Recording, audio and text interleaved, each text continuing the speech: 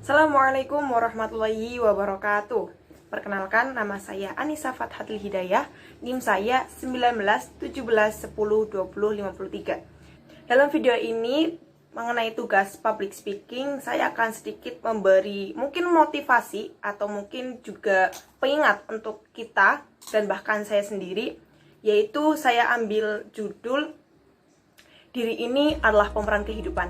Ya, mengapa saya mengambil judul bahwa diri ini adalah pemeran dalam kehidupan? Karena sejatinya kehidupan ini, pemeran itu adalah diri kita sendiri. Mungkin ya ada orang lain, ada orang tua, ada keluarga, dan bahkan ada teman kerabat terdekat. Tetapi penopang dari semua itu adalah diri kita sendiri. Gimana kita mau melangkah, bagaimana kita akan mengambil tindakan dan resiko, dan bagaimana juga kita akan bertindak sesuai dengan kemampuan kita. Kita bisa mewujudkan apa yang kita mau, dan kita bisa melakukan apa yang kiranya kita inginkan, dan itu sekiranya dapat menghasilkan hasil yang luar biasa. Tetapi kadang lemahnya kita hanya di soal kemauan. Kita sudah merencanakan tapi bertindak kurang dan kemauannya pun kurang. Ketika kita bisa menyingkronkan antara kemauan dan pertindakan kita, maka insya Allah teman-teman sekalian, semua itu akan terlaksana dan akan membawa kita ke hal yang memang kita inginkan. Mungkin ada sebuah kata yang sudah tidak asing di teman-teman sekalian, bahwa jika kalau bukan kita, siapa lagi? Itu memang bukti nyatanya.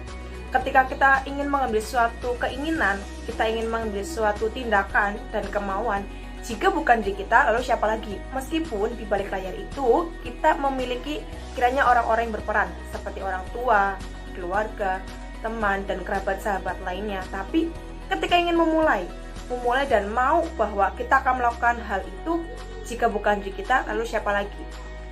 Terkadang orang lain bisa saja mengerti dan tahu bagaimana apa yang kita lakukan, tapi sedikit orang yang bisa merasakan betul bagaimana apa yang kita rasa, termasuk hati, dimana hati yang sering sekali terbodohi, tapi di sisi lain hati adalah sebaik-baiknya di sebuah jawaban, tapi jangan juga disalahgunakan. Ketika mungkin kenapa saya bilang hati kadang terbodohi itu dalam soal percintaan, tetapi beda lagi dalam soal kehidupan.